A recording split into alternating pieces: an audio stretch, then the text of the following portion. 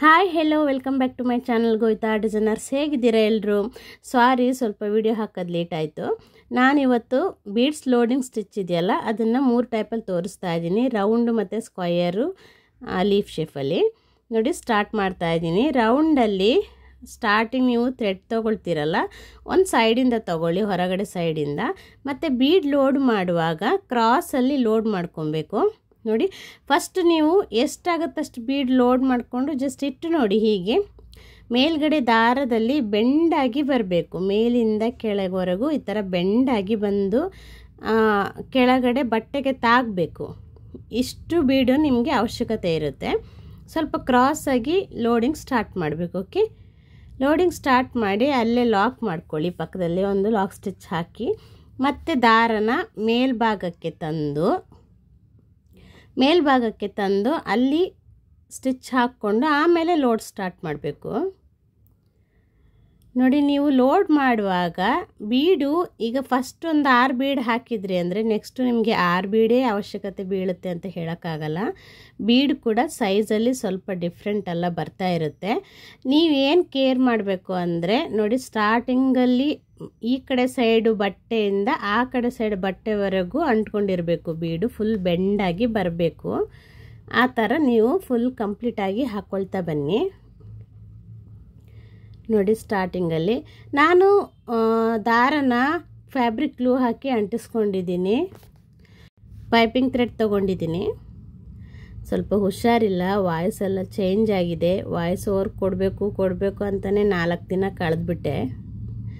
ನೋಡಿ, ಈ ಥರ ಲೋಡಿಂಗ್ ಮಾಡ್ಕೊಳ್ತಾ ಫುಲ್ ಬನ್ನಿ. ಅಂದರೆ ನಿಮ್ಗೇನು ಗೊತ್ತಾ, ಈ 3 ಶೇಪ್ ಕಲಿತ್ರೆ ಸಾಕು, ಬಾಕಿ ಯಾವ ಶೇಪಲ್ಲಿ ಕೂಡ ಬೀಡ್ ವರ್ಕ್ ಮಾಡೋಕ್ಕೆ ನಿಮಗೆ ಕಷ್ಟ ಆಗಲ್ಲ. ಅಂದರೆ ಹೇಗೆ ಮ್ಯಾನೇಜ್ ಮಾಡಬೇಕು, ನಿಮಗೆ ಶೇಪು ಚೇಂಜ್ ಆಗ್ತಾ ಬರುವಾಗ ಅನ್ನೋದನ್ನು ನಾನು ನಿಮಗೆ ಟ್ರಿಕ್ಸ್ ಎಲ್ಲ ಈ ವಿಡಿಯೋದಲ್ಲಿ ಹೇಳ್ಕೊಡ್ತೀನಿ. ಇದರಲ್ಲಿ ಇರೋ ಟ್ರಿಕ್ಸನ್ನ ನೀವು ನೋಡಿಕೊಂಡ್ರೆ ಸಾಕು. ನೆಕ್ಸ್ಟ್ ನಿಮಗೆ ಯಾವುದೇ ಥರ ಶೇಪಲ್ಲಿ ನೀವು ಲೋಡಿಂಗ್ ಮಾಡುವಾಗ ಕಷ್ಟ ಆಗಲ್ಲ, ಈಸಿ ಅನಿಸುತ್ತೆ. ಅದಕ್ಕೋಸ್ಕರ ನಾನು ರೌಂಡು, ಸ್ಕ್ವಯರು ಮತ್ತು ವಾಟರ್ ಡ್ರಾಪ್ ಶೇಪಲ್ಲಿ ತೋರಿಸ್ತಾ ಇದ್ದೀನಿ. ಅದರಲ್ಲಿ ಬೀಡ್ ಅಡ್ಜಸ್ಟ್ಮೆಂಟು ತೋರಿಸ್ಕೊಡ್ತೀನಿ, ಹೇಗೆ ಲೋಡಿಂಗ್ ಮಾಡಬೇಕು ಫುಲ್ ಶೇಪಿಗೆ ಅಂತ. ಇದರಲ್ಲೇನು ಅಡ್ಜಸ್ಟ್ಮೆಂಟ್ ಇರಲ್ಲ, ಸೇಮು ಅದೇ ಥರನೇ ಕ್ರಾಸಲ್ಲಿ ಹಾಕ್ತಾ ಬಂದರೆ ಆಯಿತು. ರೌಂಡಲ್ಲಿ ಅಂದರೆ ನಿಮಗೆ ಬೀಡ್ ಒಂದು 5 ಬೀಡ್ ಹಾಕಿದರೆ ಅಂದರೆ ಅಷ್ಟೇ ಬೀಡ್ ಬರುತ್ತೆ ಅಂತ ಹೇಳೋಕ್ಕಾಗಲ್ಲ. ಅಷ್ಟೇ ಬೀಡ್ ಬರುತ್ತೆ ಅಂತ ನೀವು ಅಷ್ಟೇ ಬೀಡೆಲ್ಲ ಹಾಕ್ತಾ ಹೋಗಬೇಡಿ, ಶೇಪು ಚೇಂಜ್ ಆಗ್ಬೋದು. ಏಕೆಂದರೆ ಬೀಡು ಸ್ವಲ್ಪ ಚೇಂಜ್ ಇರುತ್ತೆ. ಓಕೆ, ಸ್ವಲ್ಪ ದೊಡ್ಡದು ಚಿಕ್ಕದೆಲ್ಲ ಇರುತ್ತೆ, ಅದಕ್ಕೋಸ್ಕರ ನಾನು ಹೇಳ್ತಾ ಇದ್ದೀನಿ. ನೋಡಿ, ಈ ಥರ ನೀವು ಕಂಪ್ಲೀಟಾಗಿ ಲೋಡ್ ಮಾಡ್ತಾ ಬನ್ನಿ. ಕ್ರಾಸಾಗಿ ತೊಗೊಂಡಿದ್ದೀರಿ ಅಂದಮೇಲೆ ಕ್ರಾಸಾಗಿಯೇ ಹಾಕ್ತಾ ಬರಬೇಕು. ತುಂಬ ಕ್ರಾಸಾಗಿ ತಗೋಬಾರ್ದು. ನಿಮಗೆ ಗೊತ್ತಾಗುತ್ತಲ್ಲ ಒಂದು ಅಂದಾಜು ಎಷ್ಟು ಕ್ರಾಸಾಗಿ ತಗೋಬೇಕಂತ, ಅಷ್ಟು ಕ್ರಾಸಾಗಿ ತಗೊಳ್ತಾ ಬನ್ನಿ. ಬೀಡನ್ನು ಪಕ್ಕದಲ್ಲೇ ಒಂದು ಲಾಕ್ ಸ್ಟಿಚ್ ಹಾಕಿ ಮತ್ತು ಮೇಲ್ಗಡೆ ಬರೇ ದಾರನ ಅಂದರೆ ಬರೇ ಚೈನನ್ನು ಮೇಲ್ಗಡೆ ತೊಗೊಂಡೋಗಿ ಪಕ್ಕದಲ್ಲೇ ಲಾಕ್ ಚೈನ್ ಹಾಕಿ ಆಮೇಲೆ ನೀವು ಬೀಡನ್ನು ಲೋಡ್ ಮಾಡ್ಕೋಬೇಕಾಗತ್ತೆ. ತುಂಬ ಜನ ಕೇಳ್ತಾ ಇದ್ದರು, ಇನ್ನು ನೆಕ್ಸ್ಟ್ ಕ್ಲಾಸ್ ಹಾಕಿಲ್ಲ ಅಂತ. ಸ್ವಲ್ಪ ಬ್ಯುಸಿ ಇದ್ದೆ, ಇನ್ನೇನು ಹಾಕೋಣ ಅಂದ್ಕೊಳ್ಳೋ ಅಷ್ಟರಲ್ಲಿ ಹುಷಾರಿಲ್ಲದೆ ಹೋಯಿತು, ವಾಯ್ಸ್ ಎಲ್ಲ ಚೇಂಜ್ ಆಗಿತ್ತು, ಅದಕ್ಕೆ ಹೋಗಲಿಲ್ಲ ಹಾಕೋಕ್ಕೆ. ಓಕೆ, ನೋಡಿ, ಇದೇ ಥರನೇ ಕಂಪ್ಲೀಟಾಗಿ ಹಾಕ್ಕೊಳ್ತಾ ಹೋಗಿ ಕ್ರಾಸಾಗಿ. ಹೇಗೆ ಕ್ರಾಸಾಗಿ ಹಾಕ್ಕೊಳ್ತಾ ಹೋಗಿರ್ತೀರೋ ಹಾಗೆ ಬಂದಲ್ಲಿ ಫಿಲ್ ಆಗುತ್ತೆ. ನೋಡಿ, ಫಸ್ಟ್ ಟೈಮ್ ನೋಡೋರಿದ್ದರೆ ನನ್ನ ಚಾನಲ್ನ ಸಬ್ಸ್ಕ್ರೈಬ್ ಮಾಡ್ಕೊಂಡು ನೋಡಿ, ಹಾಗೆ ಸಪೋರ್ಟ್ ಮಾಡಿ. ವಿಡಿಯೋನ ಪೂರ್ತಿಯಾಗಿ ನೋಡಿ. ನಾನು ಮಧ್ಯೆ ತುಂಬಾ ಟಿಪ್ಸು ಮತ್ತು ಟ್ರಿಕ್ಸ್ಗಳನ್ನ ಹೇಳ್ತಾ ಇರ್ತೀನಿ, ಯಾವುದನ್ನು ಕೂಡ ಮಿಸ್ ಮಾಡ್ಕೊಳ್ದೇನೆ ನೋಡಿ. ನನ್ನ ಚಾನಲಲ್ಲಿ ಫ್ರೀ ಆರಿ ಎಂಬ್ರಾಯ್ಡ್ರಿ ಕ್ಲಾಸಸ್ ಕೊಡ್ತಾ ಇರ್ತೀನಿ, ಬೇಸಿಕ್ ಟು ಅಡ್ವಾನ್ಸ್ ಲೆವೆಲಲ್ಲಿ. ಆಸಕ್ತಿ ಇದ್ದವರು ಸಬ್ಸ್ಕ್ರೈಬ್ ಮಾಡಿಕೊಂಡು ನೋಡಿ, ಹಾಗೆ ಕಲೀರಿ. ಮತ್ತು ನಾನು ಡಿಸ್ಕ್ರಿಪ್ಷನ್ ಬಾಕ್ಸಲ್ಲಿ ಇನ್ಸ್ಟಾಗ್ರಾಮ್ ಐಡಿನ ಕೊಟ್ಟಿರ್ತೀನಿ, ಅದನ್ನು ಫಾಲೋ ಮಾಡಿ. ಅದರಲ್ಲಿ ನನಗೆ ನೀವು ಕಲಿತಾ ಇರೋ ಫೋಟೋಸ್ನ ಸೆಂಡ್ ಮಾಡಿ. ಓಕೆ, ನೋಡಿ, ಆಗ್ತಾ ಬಂತು. ಇದೇ ಥರನೇ ಕಂಪ್ಲೀಟಾಗಿ ಹಾಕ್ತಾ ಬಂದರೆ ರೌಂಡ್ ಶೇಪಲ್ಲಿ ಬೀಡ್ಸಿದು ಲೋಡಿಂಗ್ ಸ್ಟಿಚ್ಚು ಕಂಪ್ಲೀಟ್ ಆಗುತ್ತೆ.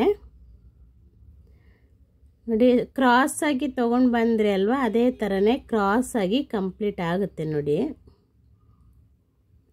ನಾನು ಸ್ವಲ್ಪ ವಿಡಿಯೋ ಫಾಸ್ಟ್ ಮಾಡಿದ್ದೀನಿ, ಆ ಥರ ಏನು ನಾನು ವರ್ಕ್ ಮಾಡ್ತಾ ಇಲ್ಲ, ಸ್ಲೋ ಆಗೇ ಮಾಡಿರೋದು ನೋಡಿ.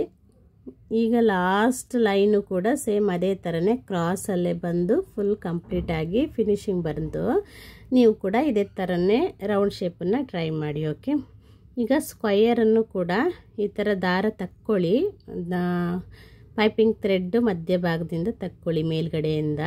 ಮತ್ತು ಸೈಡಿಗೆ 3 ಅಥವಾ 2 ಎಷ್ಟು ಬೀಡ್ ಅವಶ್ಯಕತೆ ಇದೆ ಕ್ರಾಸ್ ಬರೋಕ್ಕೆ ಅಂತ ನೋಡಿಕೊಂಡು ಅಷ್ಟೇ ಬೀಡನ್ನು ಹಾಕಿ ಸ್ಟಿಚ್ ಮಾಡ್ಕೊಳ್ಳಿ. ನಾನು 3 ಹಾಕಿದ್ದೀನಿ. ಮತ್ತು ನೋಡಿ, ಈಗ ನೋಡ್ಕೊಂಡು ಹಾಕ್ಕೋಬೇಕು ಫಸ್ಟು ನೀವು ನೋಡಿ, ಈ ಥರ ಬೆಂಡಾಗಿ ಬರಬೇಕು. ಓಕೆನಾ, ಬೆಂಡಾಗಿ ಬಂದ್ರೇ ಲುಕ್ ಚೆನ್ನಾಗಿರುತ್ತೆ. ಆ ಥರನೇ ನೀವು ಹಾಕ್ಕೊಳ್ತಾ ಬನ್ನಿ. ನೋಡಿ, 2ನೇ ಲೈನು ನನಗೆ 6 ಬೀಡು ಬಂತು. ಈಗ ಸೇಮ್ 6 ಹಾಕಿದೆ ಅಂತ 6 ಬರುತ್ತೆ ಅಂತ ಹೇಳೋಕ್ಕಾಗಲ್ಲ, ಹೆಚ್ಚು ಕಮ್ಮಿ ಬರುತ್ತೆ. ಒಟ್ಟಿನಲ್ಲಿ ಫಿನಿಶಿಂಗ್ ನೀಟಾಗಿ ಬರ್ತಾ ಇದ್ದರೆ ಸಾಕು. ಮತ್ತು ಇದೇ ಥರ ಬೆಂಡಾಗಿ ಬರಬೇಕು, ಗೊತ್ತಾಯ್ತಾ. ಮತ್ತು ಪಕ್ಕದಲ್ಲೇ ಲಾಕ್ ಹಾಕಿ ಸೈಡಿಂದ ಹಾಕ್ಕೊಳ್ತಾ ಬನ್ನಿ. ಈಗ ಕೆಳಗಡೆ ಬರೋವರೆಗೂ ಸೇಮ್ ಇದೇ ಥರನೇ ಹಾಕ್ಕೊಳ್ತಾ ಬರಬೇಕು. ಆಮೇಲೆ ಸ್ಟ್ರೈಟ್ ತೊಗೋಬೇಕಾಗತ್ತೆ ಲೋಡ್ ಮಾಡೋದನ್ನು, ಅದನ್ನು ನಾನು ತೋರಿಸ್ಕೊಡ್ತೀನಿ ಹೇಗೆ ಸ್ಟ್ರೈಟ್ ತೊಗೊಳ್ಳೋದು ಅಂತ. ನಾನು ಲೋಡಿಂಗ್ ಅಂದರೆ ವುಡನ್ ನೀಡಲ್ನ ಹಿಡ್ಕೊಂಡಿದ್ದೀನಿ, ಫುಲ್ ಲೋಡಿಂಗ್ ಮಾಡಿಕೊಂಡು ಬೀಡ್ ಲೋಡ್ ಮಾಡೋಕ್ಕೋಸ್ಕರ. ನೋಡಿ, ಸೇಮ್ ಇದೇ ಥರನೇ ಕೆಳಗವರೆಗೂ ಹಾಕ್ಕೊಂಡು ಬನ್ನಿ.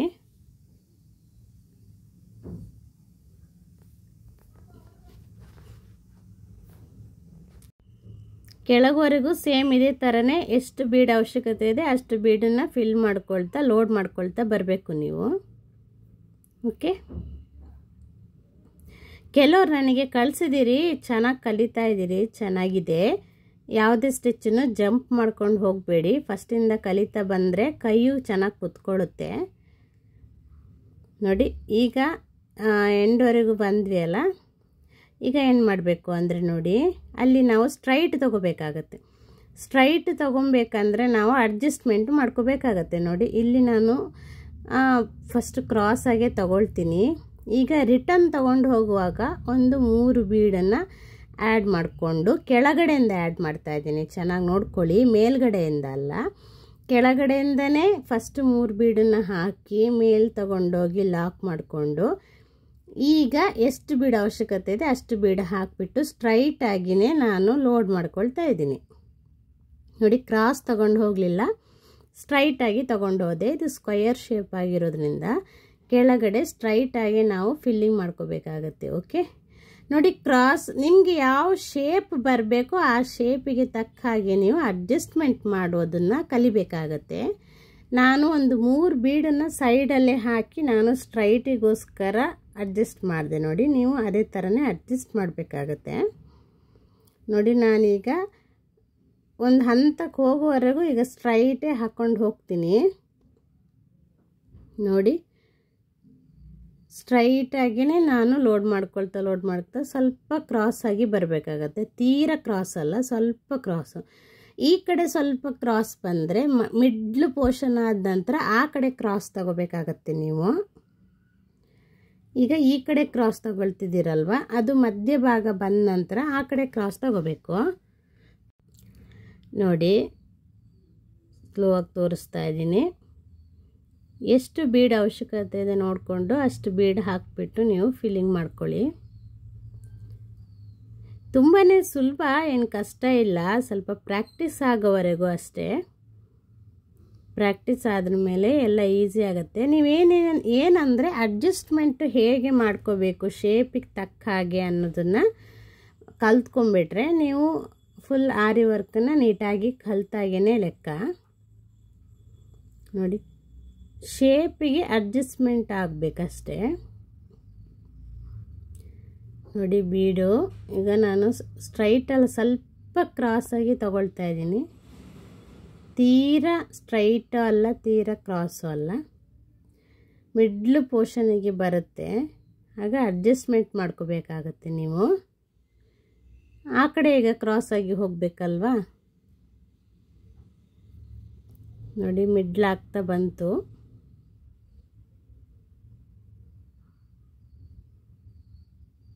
ಬೀಡನ್ನು ನೋಡಿಕೊಂಡು ಫಿಲ್ ಮಾಡ್ಕೊಳ್ಳಿ. ಕೆಲವೊಂದು ಬೀಡು ದೊಡ್ಡದು ಚಿಕ್ಕದು ಇರುತ್ತೆ, ಹಾಗಾಗಿ ಒಂದು ಬೀಡೆ ಜಾಸ್ತಿ ಒಂದು ಬೀಡು ಕಮ್ಮಿ ಎಲ್ಲ ಆಗ್ತಾ ಇರುತ್ತೆ. ನೋಡಿ ಈಗ ಮಿಡ್ಲಿಗೆ ಬಂದೆ. ಈಗ ನೋಡಿ ಅಡ್ಜಸ್ಟ್ ಮಾಡ್ತಾ ಇದ್ದೀನಿ. ಕೆಳಗಡೆಯಿಂದನೇ 3 ಬೀಡು ತಗೊಂಡೆ. ಈಗ ಆ ಕಡೆ ಕ್ರಾಸ್ ತಗೊಳ್ತೀನಿ ನಾನು ಸ್ವಲ್ಪ. ನೋಡಿ ಕೆಳಗಡೆಯಿಂದ 3 ಬೀಡು ಹಾಕ್ಕೊಂಡು ಅದನ್ನು ಆ ಕಡೆಗೆ ಕ್ರಾಸ್ ಮಾಡೋಕ್ಕೆ ಅಡ್ಜಸ್ಟ್ ಮಾಡಿ. ನೋಡಿ ಈಗ ಆ ಕಡೆ ಕ್ರಾಸ್ ತಗೊಳ್ತೀನಿ. ನೋಡಿ ಆ ಕಡೆಗೆ ಸ್ವಲ್ಪ ಕ್ರಾಸಾಗಿ ತಗೊಂಡೆ. ಅದೇ ಥರನೇ ಕ್ರಾಸ್ ಮಾಡ್ಕೊತ ಹೋಗ್ತೀನಿ. ಮತ್ತೇನು ಗೊತ್ತಾ, ಲಾಕ್ ಸ್ಟಿಚ್ಚು ನೋಡ್ಕೊಂಡು ಹಾಕ್ಕೊಳ್ಳಿ, ಯಾವಾಗಲೂ ಪಕ್ಕಕ್ಕೆ ಹಾಕೋದಲ್ಲ, ಸೈಡು ಕೂಡ ಹಾಕಬೇಕಾಗತ್ತೆ ಲಾಕ್ ಸ್ಟಿಚ್ಚನ್ನ. ಏಕೆಂದರೆ ದಾರ ಬರಬೇಕಲ್ವ ಈ ಕಡೆ, ಅದಕ್ಕೋಸ್ಕರ. ನೋಡಿ ನಾನೀಗ ಸ್ವಲ್ಪ ಕ್ರಾಸಾಗಿ ತಗೊಳ್ತಾ ಬಂದೆ. ನೀವು ಕೂಡ ಇದೇ ಥರನೇ ಪ್ರಾಕ್ಟೀಸ್ ಮಾಡಿ. ಏನಂದರೆ ಸ್ವಲ್ಪ ಅಡ್ಜಸ್ಟ್ಮೆಂಟ್ ಮಾಡೋದನ್ನು ಪ್ರಾಕ್ಟೀಸ್ ಮಾಡಿಕೊಂಡ್ರೆ ಆಯಿತು. ಈಗ ಈ ಕಡೆ ಕ್ರಾಸಿಂದ ಆ ಕಡೆ ಕ್ರಾಸ್ ತಗೊಳ್ಳುವಾಗ ಹೀಗೊಂದು 2 ಅಥವಾ 3 ಬೀಡನ್ನು ಮಧ್ಯದಲ್ಲಿ ಹಾಕಿ ಅಡ್ಜಸ್ಟ್ಮೆಂಟ್ ಮಾಡಿಕೊಂಡು ಆಮೇಲೆ ಕ್ರಾಸ್ ಮಾಡ್ಕೊತ ಹೋಗಿ. ಎಲ್ಲೂ ಗ್ಯಾಪ್ ಬಿಡೋ ಥರ ಫಿಲ್ಲಿಂಗ್ ಮಾಡೋಕ್ಕೆ ಹೋಗಬೇಡಿ. ಗ್ಯಾಪ್ ಬಿಡಬಾರ್ದು ಮಾತ್ರ, ಎಲ್ಲೂ ಗ್ಯಾಪ್ ಕಾಣಿಸ್ಬಾರ್ದು. ನೋಡಿ ಈಗ ಆ ಕಡೆ ಸ್ವಲ್ಪ ಕ್ರಾಸ್ ಆಗಿ ಬಂತು. ಓಕೆ,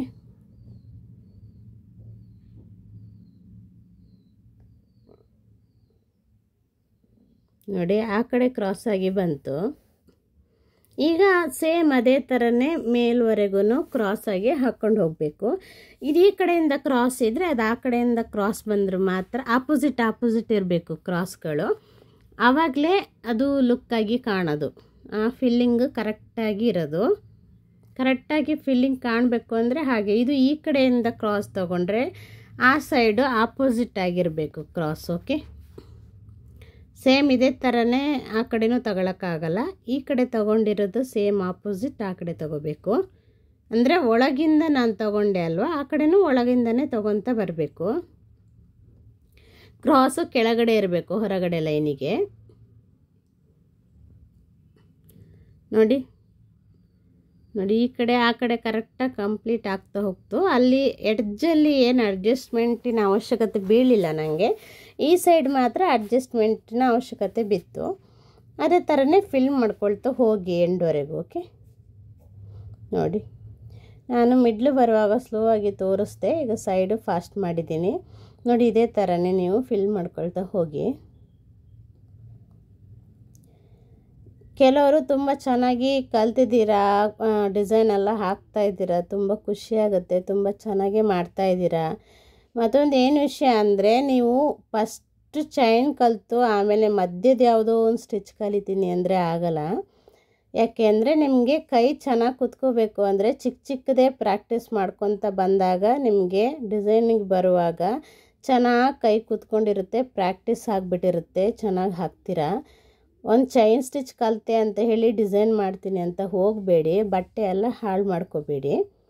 ಫಸ್ಟು ನೀವು ಸ್ಟಾರ್ಟಿಂಗಿಂದನೇ ಕಲಿತಾ ಬಂದರೆ ಒಂದು ಕ್ಲಾಸು ಮಿಸ್ ಮಾಡಿದೆ, ಆಗ ನೀವು ಡಿಸೈನಿಗೆ ಬರುವಾಗ ಚೆನ್ನಾಗಿ ಪ್ರಾಕ್ಟೀಸು ಆಗಿರುತ್ತೆ, ಆರಾಮಾಗಿ ಡಿಸೈನೆಲ್ಲ ಹಾಕೋಕ್ಕೆ ಸ್ಟಾರ್ಟ್ ಮಾಡ್ತೀರಾ. ಜಂಪ್ ಆಗಬೇಡಿ, ಪ್ರತಿಯೊಂದು ಕಲಿತಾ ಬನ್ನಿ. ಓಕೆ, ನೋಡಿ ಈಗ ನಾನು ವಾಟರ್ ಡ್ರಾಪ್ ಹಾಕ್ತಾಯಿದ್ದೀನಿ. ಇದು ಕೂಡ ಮೇಲ್ಗಡೆಯಿಂದ ಸ್ಟಾರ್ಟ್ ಮಾಡಿ ಮಿಡ್ಲ್ ಹಾಕ್ಕೊಳ್ಳಿ, ಬೆಂಡಾಗಿ ಬರಬೇಕು. ಓಕೆ, ಬೆಂಡಾಗಿ ಬರಬೇಕು. ಎಷ್ಟು ಬೀಡಿನ ಅವಶ್ಯಕತೆ ಇದೆ ಅಷ್ಟು ನೋಡಿಕೊಂಡು ಅಲ್ಲಿ ಹಾಕ್ಕೊಳ್ಳಿ. ಇದು ಕೂಡ ಒಂದು ಸೈಡ್ ಹಾಕ್ಕೊಂಡು ಹೋಗಬೇಕಾಗತ್ತೆ. ಇದು ಹಾಫ್ ಪೋರ್ಷನ್ನು ಫಸ್ಟು ಹಾಕ್ಕೊಂಡು ಮತ್ತೆ ಈ ಕಡೆ ಹಾಫ್ ಪೋರ್ಷನಿಗೆ ಬರಬೇಕು. ನೀವು ಇದನ್ನು ಆ ಕಡೆಯಿಂದ ಹಾಕ್ತಾ ಬರ್ತೀನಿ ಅಂದರೆ ಫಿನಿಶಿಂಗ್ ಚೆನ್ನಾಗಿ ಕಾಣಲ್ಲ.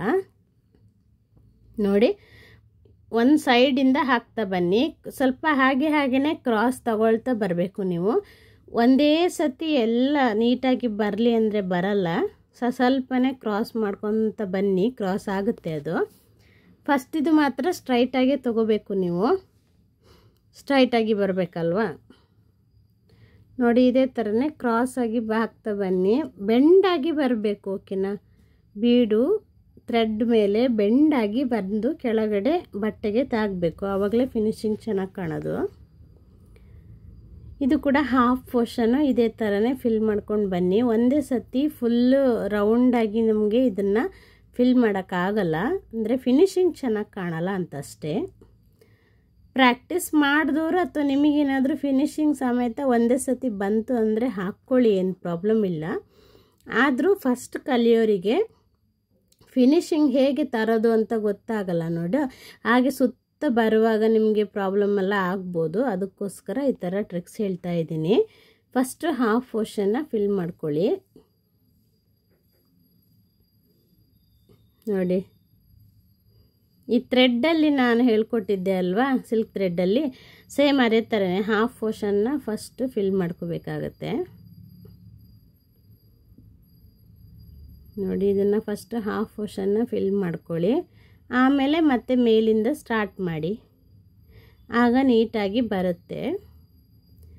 ಇದಕ್ಕೂ ಕೂಡ ಬೀಡು ಒಂದು ಸತಿ ಹಾಕಿದಷ್ಟೇ ಬರುತ್ತೆ ಅಂತ ಹೇಳೋಕ್ಕಾಗಲ್ಲ, ಸ್ವಲ್ಪ ಹೆಚ್ಚು ಕಮ್ಮಿ ಬರ್ಬೋದು. ಒಟ್ಟಿನಲ್ಲಿ ನಿಮಗೆ ಫಿನಿಶಿಂಗ್ ನೀಟಾಗಿ ಬಂದರೆ ಸಾಕು ಅಷ್ಟೇ. ನೋಡಿ, ಕ್ರಾಸಾಗಿ ತಂದೆ ನಾನು, ಹಾಗೆ ಕ್ರಾಸ್ ಮಾಡ್ತಾ ಮಿಡ್ಲು ಬರುವಾಗ ಸ್ವಲ್ಪ ಸ್ಟ್ರೈಟ್ ಮಾಡಿ. ಓಕೆ, ನೋಡಿ ಈ ಥರ ಮಿಡ್ಲು ಪೋರ್ಷನಿಗೆ ಬಂತಲ್ವ, ಅಲ್ಲೇ ಎಣ್ಣೊಟ್ಟು ಹಾಕಿ. ಈಗ ಮತ್ತೆ ಮೇಲಿಂದ ಸ್ಟಾರ್ಟ್ ಮಾಡಿ. ಮೇಲಿಂದನೂ ಅದೇ ಥರನೇ ಸ್ವಲ್ಪ ಕ್ರಾಸ್ ಆಗಿ ಹಾಕ್ತಾ ಬನ್ನಿ. ಓಕೆ, ಇದೇ ಥರನೇ ಫಿಲ್ಲಿಂಗ್ ಮಾಡ್ಕೊಳ್ತಾ ಪ್ರಾಕ್ಟೀಸ್ ಮಾಡ್ತಾ ಬನ್ನಿ. ಮತ್ತು ಪ್ರಾಕ್ಟೀಸ್ ಮಾಡಿರೋ ಫೋಟೋಸ್ ಎಲ್ಲ ನನಗೆ ಸೆಂಡ್ ಮಾಡಿ. ಕೆಲವ್ರು ಮೆಸೇಜ್ ಹಾಕ್ತಾರೆ, ನಿಮ್ಮ ಕ್ಲಾಸಿಗೆ ಕಾಯ್ತಾ ಇದ್ದೀವಿ ಅಂತ, ಆದರೆ ನನಗೆ ಹಾಕಲ್ಲ ಯಾರು ಫೋಟೋಸ್ನ. ಇನ್ಸ್ಟಾಗ್ರಾಮ್ ಐಡಿಯಲ್ಲಿ ಮೆಸೇಜಿಗೆ ನನಗೆ ಫೋಟೋ ಕಳಿಸಿ, ನಾನು ನೋಡ್ತೀನಿ ಹೇಗೆ ಮಾಡ್ತಾಯಿದ್ದೀರಾ ಅಂತ. ಏನಾದರೂ ವ್ಯತ್ಯಾಸಗಳಿದ್ದರೆ ಹೇಳ್ತೀನಿ, ಕೇಳಿ ನನ್ನ ಹತ್ರ. ಓಕೆ, ಪ್ರಾಕ್ಟೀಸ್ ಮಾಡಿ, ಸುಮ್ಮನೆ ಹಾಕಿ ಬಿಡಬೇಡಿ. ಆಲ್ಮೋಸ್ಟ್ ಕಂಪ್ಲೀಟ್ ಆಗಿದೆ, ನೀವು ಆರಾಮಾಗಿ ಡಿಸೈನ್ ಸ್ಟಾರ್ಟ್ ಮಾಡ್ಬೋದು. ಇವಾಗ ಮನೆಯಲ್ಲಿ ಪ್ರಾಕ್ಟೀಸ್ ಮಾಡ್ಕೊಳ್ಳಿ. ಮತ್ತು ಪ್ಯಾಚ್ ವರ್ಕು, ಕಟ್ ವರ್ಕ್ ಎಲ್ಲ ಮತ್ತು ಜರ್ದೋಸಿ ವರ್ಕ್ ಎಲ್ಲ ಬಾಕಿ ಇದೆ, ಅದೆಲ್ಲ ಹೇಳ್ತೀನಿ ನಾನು. ಸ್ವಲ್ಪ ಪೇಷನ್ಸ್ ಇರಲಿ. ಓಕೆ, ಈಗ ಬೇಸಿಕ್ ಡಿಸೈನ್ಸ್ ಅಂತೂ ನೀವು ಹಾಕ್ಬೋದು, ಆಲ್ಮೋಸ್ಟ್ ಹೇಳ್ಕೊಟ್ಟಿದ್ದೀನಿ ನಾನು. ಇವಾಗೆಲ್ಲ ರಿಂಗ್ ನಾಟು, ಫ್ರೆಂಚ್ ನಾಟು ಮತ್ತು ಇದರಲ್ಲೇ ಎಲ್ಲ ಡಿಸೈನ್ಸ್ ಎಲ್ಲ ಹಾಕ್ಬಿಡ್ತಾರೆ. ನೋಡಿಕೊಂಡು ನೀವು ಹಾಕಿ, ಏನು ತೊಂದರೆ ಇಲ್ಲ. ಬೀಡ್ ವರ್ಕು ಸ್ವಲ್ಪ ಲೋಡಿಂಗ್ ಎಲ್ಲ ಹೇಳಿದ್ದೀನಿ, ಇನ್ನೇನಂತ ವರ್ಕ್ ಏನಿಲ್ಲ. ಓಕೆ, ಪ್ರಾಕ್ಟೀಸ್ ಮಾಡ್ಕೊಳ್ಳಿ. ನೋಡಿ, ಸ್ಟ್ರೈಟಾಗಿ ಒಂದು ಚೈನ್ ಹಾಕಿ ಫಿನಿಶಿಂಗ್ ಕೊಟ್ಟೆ. Thanks for watching.